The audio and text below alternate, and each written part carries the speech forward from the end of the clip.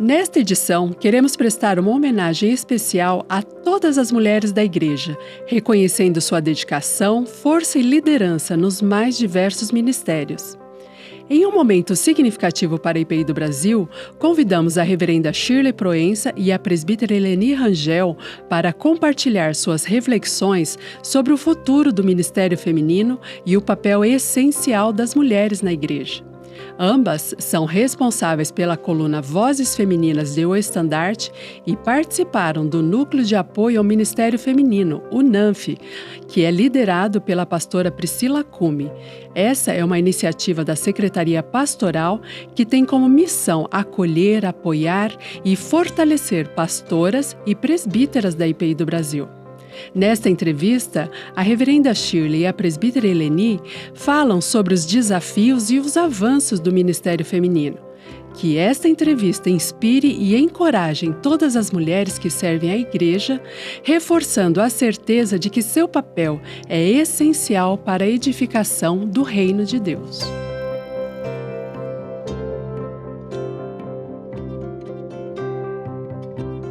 Bom, nós esperamos que o Ministério Feminino ordenado, ele tenha um crescimento no sentido de participação, que mais mulheres possam se envolver, possam participar e possam atuar no Ministério ordenado.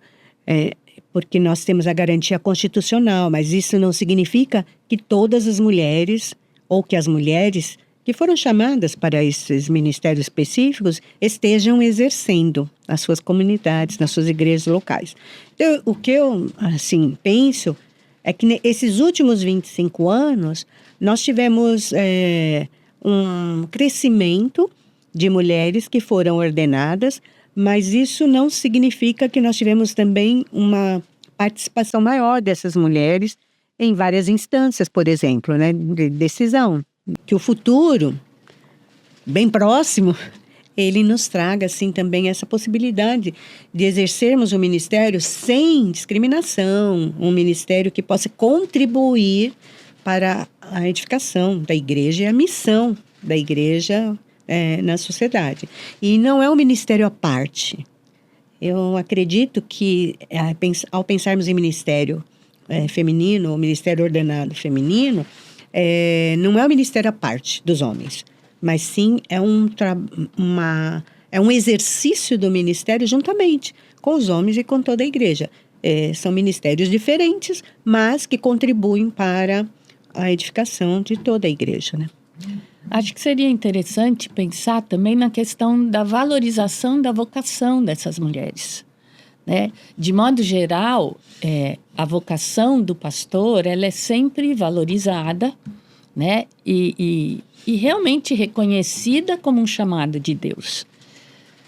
Parece, às vezes, que a vocação das mulheres ainda fica sob suspeita, por outro lado, não é tão valorizada, né? Então, acho que é importante que a gente se lembre que Deus nos vocaciona, ponto. Sejamos homens, sejamos mulheres, para os mais diversos ministérios, para os mais diversos lugares de serviço. E o pastorado e o presbiterato são apenas novos lugares, garantidos pela Constituição, mas, de fato, ainda não plenamente ocupados e valorizados.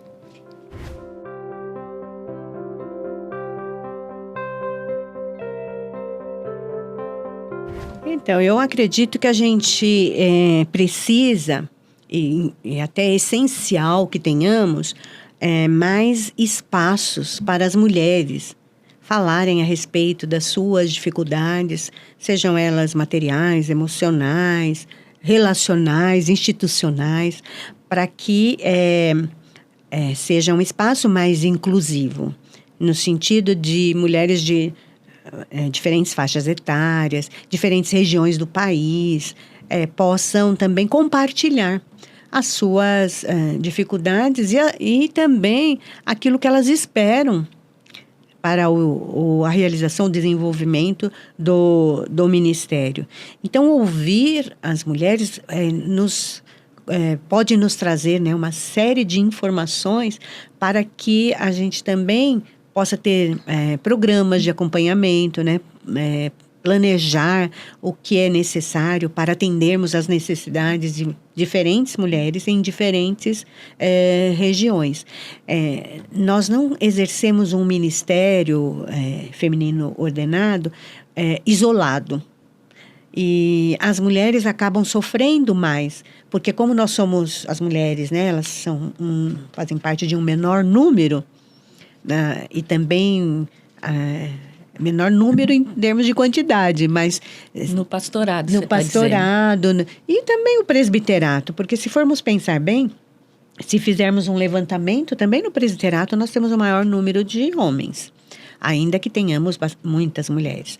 Mas essas mulheres não têm um espaço para compartilharem aquilo que estão sentindo, como estão vivenciando os ministérios, ou o ministério, né, que elas foram chamadas. Então, isso é importante a gente ter esse espaço para que ele seja acolhedor, seja inclusivo e seja também um espaço de para compartilhar, né, aquilo Sim. que elas estão vivenciando.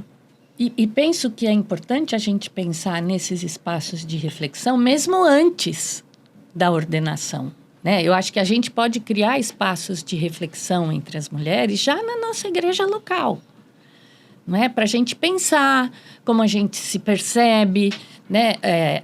Como a gente vê o nosso espaço de atuação na igreja local e, obviamente, nas outras instâncias, no presbitério, no sínodos, na Assembleia Geral, é fundamental criar espaços de reflexão sobre como estamos nesses lugares, se estamos nesses lugares, né? E o que podemos fazer para que a nossa representatividade e a nossa voz, enquanto mulheres ordenadas, também sejam ouvidas. Porque é importante a gente pensar que 60%, mais de 60%, nosso censo acabou de apontar isso, né? Mais de 60% dos membros maiores da IPI do Brasil são mulheres. Entretanto, como mencionou a reverenda Shirley, no presbiterato, a gente tem 73%, se eu não estou enganada, não vou lembrar precisamente, de homens, né? E 20 e poucos por cento de mulheres. Já no diaconato, a gente tem o dobro de mulheres do que homens. Isso é significativo, né?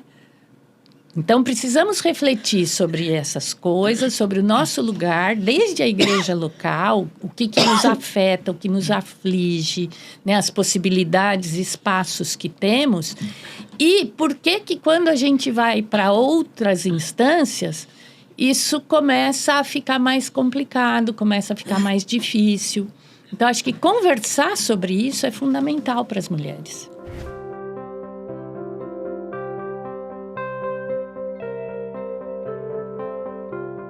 Bom, existe uma pergunta, né, que se procura uma resposta. Por que ordenar mulheres ao presbiterato e ao pastorado? Que também é presbiterato, né? É presbiterato regente docente. Né? Por que ordenar mulheres se Jesus não chamou mulheres, se não tem no grupo mais restrito, né, mais próximo de Jesus, não há mulheres. E aí a gente parte para uma discussão que é, olha, o que me interessa tem que estar escrito, o que não interessa não tem que estar escrito. E eu vejo que é uma questão de compreendermos o tema bíblico, o ensinamento bíblico, como algo que nos chama, nos desafia. Desafia em que medida? Podemos reconhecer que Jesus ele fez parte de uma cultura. Havia também algumas restrições mais culturais do que de outra ordem. Teológicas, né? E aí o que ocorre é que queremos reforçar algo que não aceitamos com a própria Bíblia. E a Bíblia ela nos mostra que Jesus ele avançou muito em seu tempo. Quando ele aceitou discípulas, ele aceitou mulheres para aprender com ele. E nós temos inúmeras discípulas. Registros. E os registros nos evangelhos, né? E o que significa isso aí como temas bíblicos? Em primeiro lugar, eu penso que o amor de Deus que nos chamou, nos salvou em Cristo Jesus, é o mesmo Deus que também vocaciona homens e mulheres para o exercício do ministério.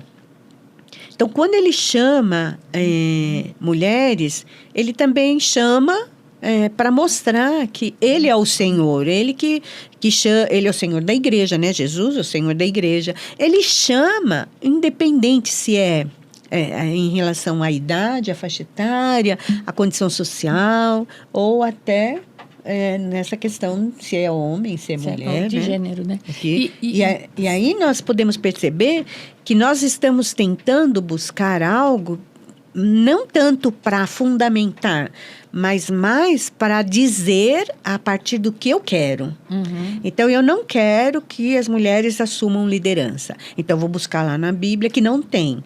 Mas o que tem? Nós temos mulheres que foram líderes. Tanto no início da igreja, até em Israel, que já é uma cultura mais restrita ainda, né, em relação às mulheres.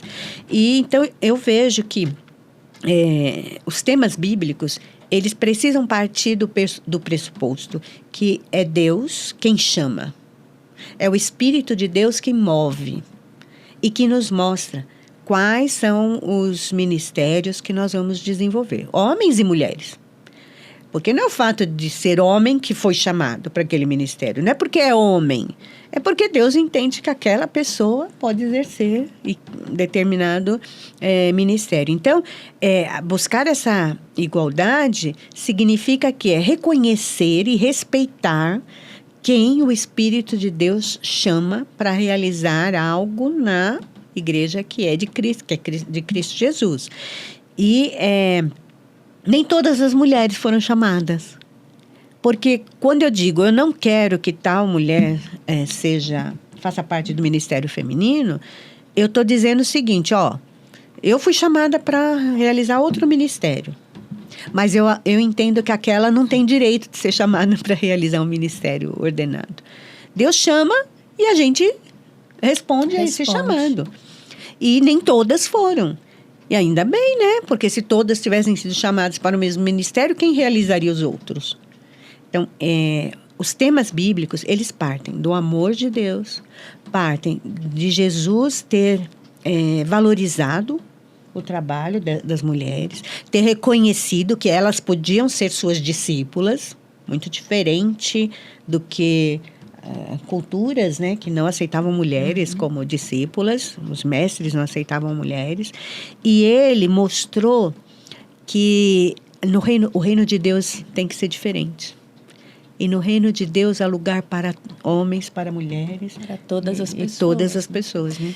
Isso. E penso que é interessante, né? A Shirley estava falando disso. O texto bíblico, ele deve ampliar o nosso olhar e não restringir. Então, penso que já faz muito tempo que eu escrevi um artigo para Vida e Caminho, já era, né? Sobre essa coisa do machismo, né? E tal. E se o feminismo era uma resposta ao machismo. E naquele artigo eu me lembro que eu falava disso. A gente pode encontrar textos bíblicos que justifiquem tanto uma posição quanto outra. Mas eu penso que o texto bíblico nos provoca justamente a ampliar o nosso olhar. Eu não devo ir para o texto procurando aquilo que justifica o que eu penso. Né? Não só em relação a esse tema, mas a qualquer tema das nossas vidas. Eu preciso buscar o texto no sentido de o que é que o texto provoca em mim. O que é que o texto traz de novo para que o meu olhar sobre a vida seja ampliado. Né? Então, acho que assim, não há um tema bíblico em particular que a gente precise trabalhar, mas acho que a gente precisa olhar principalmente para todos os textos onde mulheres são citadas, um pouco diferente, ou ampliando o nosso olhar para aquela interpretação tradicional, né? Vou citar só aqui Júnia, que é citada em Romanos, no último capítulo de Romanos, né? Que Paulo fala dela como uma apóstola com quem ele aprendeu muito. E recentemente, né, uma teóloga da Universidade de Princeton, Cambridge, eu não sei o nome dessas coisas, mas ela trabalhava justamente o texto que apontava que Júnia era uma mulher. E por causa de um erro de um intérprete, muitos anos atrás, que ele trocou o acento, e quem estudou grego, hebraico, essas coisas é que sabe disso, eu só li o artigo dessa teóloga, ele trocou o acento e aí o nome que era feminino passou a ser masculino. E quando Lutero vai fazer a tradução para o alemão, ele usa justamente esse teólogo. E aí esse erro se perpetuou, né? Então, hoje a gente sabe que Júnia é uma mulher e é uma apóstola. Então, assim, há muitas evidências de que as mulheres estiveram presentes no ministério de Jesus. A gente precisa olhar para o texto bíblico e para a vida naqueles dias como a gente olha para a vida hoje. O que é que a gente faz, onde a gente vai, que não tem homens, mulheres e crianças em todo lugar, em todo tempo, né? Então, acho que é interessante a gente pensar um pouco sobre isso quando a gente pensa no ministério e no texto bíblico. Como que o texto me provoca a romper com as minhas crenças limitadas.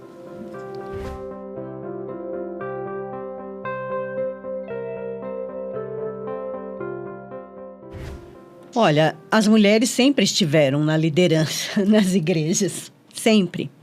Nos departamentos, nos ministérios, elas sempre estiveram. Basta a gente verificar, e até eu observei, neste último Dia Internacional da Mulher, muitas igrejas fizeram homenagem e tiraram fotos das mulheres. E na maioria das igrejas, com raríssimas exceções, o número de mulheres é muito maior do que o de homens. E elas sempre estiveram. O problema está quando as mulheres passam a assumir uma posição de liderança Em espaços de decisão. Espaços de decisão. Esse é o problema. Porque aí entra aquela história, quem tem autoridade sobre quem? E aí se pensa em autoridade não do ponto de vista de quem chama para a realização de determinado ministério, mas de uma concepção histórica e cultural de que o homem ele tem essa liderança, ele tem essa autoridade sobre a família, consequentemente, a mulher, e transportando para a igreja, ela não pode assumir um lugar que em casa ela não tem, que na família ela não tem. Hoje nem o Código Civil mais pensa assim.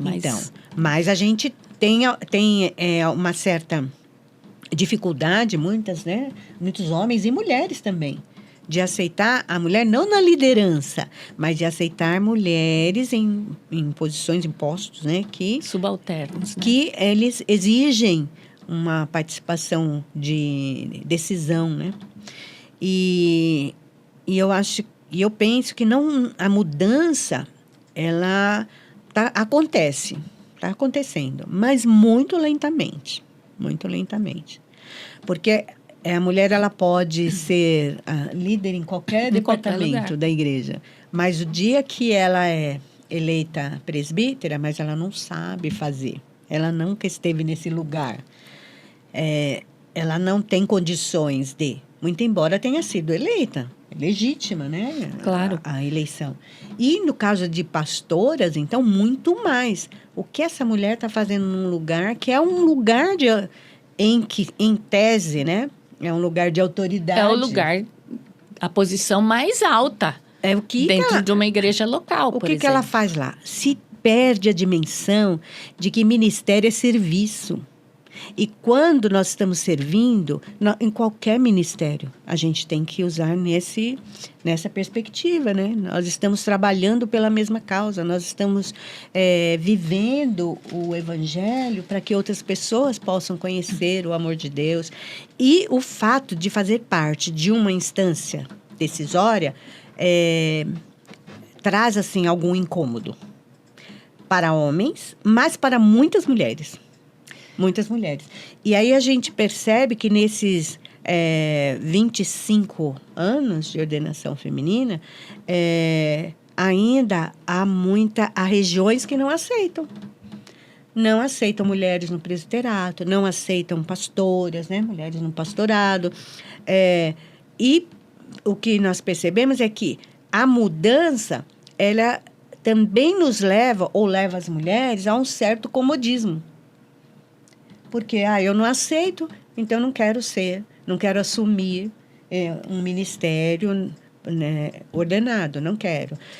Eu digo, é isso, a gente tem que saber qual é o ministério que a gente vai desenvolver. E quando Deus, ele chama para desenvolver aquele ministério, nós vamos ter que enfrentar todas as dificuldades. As mulheres estão em lugares que elas não estiveram até então. E aí vão precisar realmente aprender como é que funciona, né? Um concílio, por exemplo. Elas vão precisar aprender como se colocarem diante de uma reunião, a participação, como expressarem suas opiniões. Então, é um desafio também para as mulheres que estão nesses lugares. Mas eu entendo que estar nesses lugares significa que estamos também representando a igreja que somos. Nós também somos, sem dúvida, né, a igreja. E, de fato, é curioso pensar nisso, né?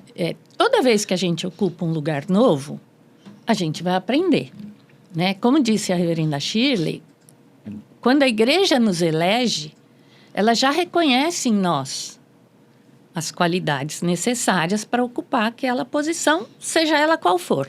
Nem estou falando só do ministério ordenado. E aí essa coisa do, mas eu nunca fiz isso. Mas eu não sei. Ainda. Né? Quando você foi mãe, você já sabia? Né? Para as mulheres que já tiveram a oportunidade de exercitar a maternidade, elas sabem do que eu estou falando. Né? É muito legal. Mas se tem um troço desafiador, uma coisa desafiadora na vida é essa, não tem manual, não é? A gente vai aprender fazendo. E isso é verdade para tudo na nossa vida. Por mais preparadas que estejamos, né? Quando eu me formei em psicologia, eu tive 1 ano só de treinamento prático. Foram 4 anos aprendendo a teoria. E aí, no último ano, eu fui começar a atender as pessoas e colocar em prática aquilo que eu ia aprendendo. E hoje, mais de 40 anos depois de exercício profissional, sigo aprendendo. Não é? Então, talvez o que mais pese seja a falta de costume de ver mulheres nesses lugares de decisão. Né? E aí a gente se sente ainda mais desafiada e nos parece que somos mais incapazes porque a gente não tem visto essas mulheres. Agora, obviamente, como eu mencionei, a representatividade ideal nesses espaços de decisão seria aquela que, de fato, apontasse para a nossa presença nas igrejas. Como eu falei, nós somos 60%. Né? A gente carrega o piano, por assim dizer, há muito tempo. Então, é razoável que nós tenhamos contribuições significativas a dar, né, nos espaços decisórios, assim como os homens têm. Nem mais, nem menos.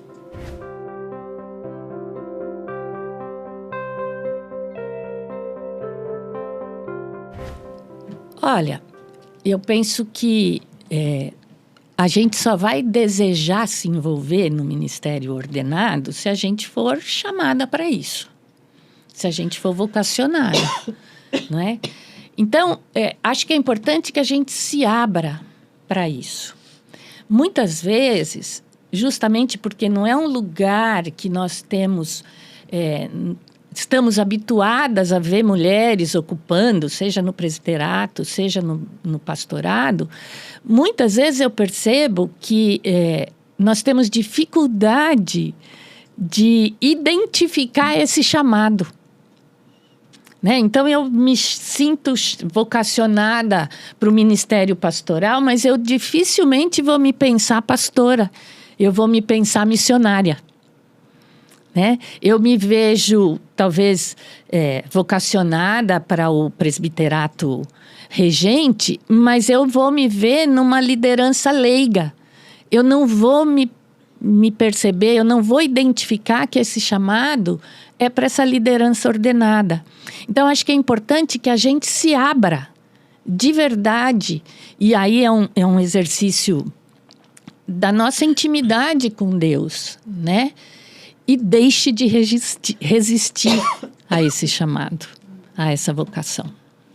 Então, em primeiro lugar, e como a Eleni, a presbítera Eleni, colocou muito bem, reconhecer que não somos nós que escolhemos o ministério. Nem homens, nem mulheres. Nós somos escolhidos. E a gente tem isso desde o ministério de Jesus, né? Não foram os discípulos que escolheram o mestre, foi o mestre que escolheu os discípulos. Ele chamou. E chamou cada um com a sua particularidade, chamou cada um com as suas limitações.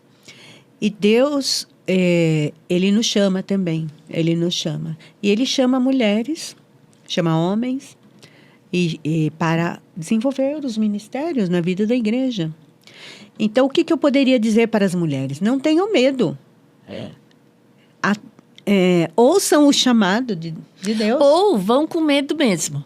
Não, o medo de ouvir. Aí, se tiver medo para realizar, continuem. Né? Não tenham medo de ouvir, porque quando Deus nos chama, a gente consegue até vencer todos os obstáculos, né? Porque a gente tem essa consciência de que fomos chamados para aquele ministério. E após essa consciência, eu entendo que o passo seguinte é o preparo. Precisamos estudar, precisamos conhecer mais, precisamos sim fazer teologia, precisamos ir para a faculdade de teologia, precisamos conhecer além daquilo que a gente já conhece na nossa vida comunitária, né? Uhum. Precisamos reconhecer que o fundamento teórico ele é importante para a realização da nossa prática. E precisamos nos empenhar, não é fazer de qualquer jeito. Não é fazer por fazer, mas é aproveitar a oportunidade do preparo para então estarmos um pouco mais, né, preparadas, vamos dizer assim, para o desenvolver um ministério que é pastorear o povo de Deus. E se a gente pensar enquanto presbítera, né, não necessariamente a gente vai estudar teologia, mas acho que é importante, para pastoras e para presbíteras, a gente se apropriar da legislação, da Constituição, de todas as leis ordinárias, de regimentos, para que a gente, de fato, possa saber, né, como funciona a nossa igreja, que leis regem a vida da igreja e a nossa contribuição ser qualificada, né? Então, mas eu não sei como não sei. Então, vamos aprender a legislação, para quando houver uma discussão, em que nível for, a gente saiba qual é o terreno que baseia essa conversa. Não é? Então, acho que é importante que a gente se aproprie, sejamos pastoras, sejamos presbíteras, também de todo o arcabouço legal da igreja. Que é o conhecimento, né? E esse conhecimento, ele é fundamental para que a gente possa desenvolver bem o ministério, seja o presbiterato, seja Sim. o pastorado. Mas eu quero também deixar como eu não sei se conselho, que eu não gosto muito dessa questão de conselho, né? A gente dá conselho, mas talvez como um caminho, né? Que nós precisamos buscar o conhecimento e buscar sabedoria. A palavra de Deus nos traz, né? O conhecimento e também sabedoria.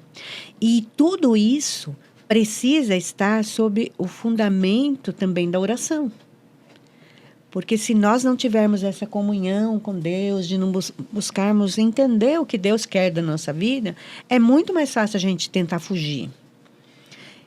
Então, acho que são alguns pilares importantes para que a gente possa desenvolver bem o ministério, seja ele ordenado ou não.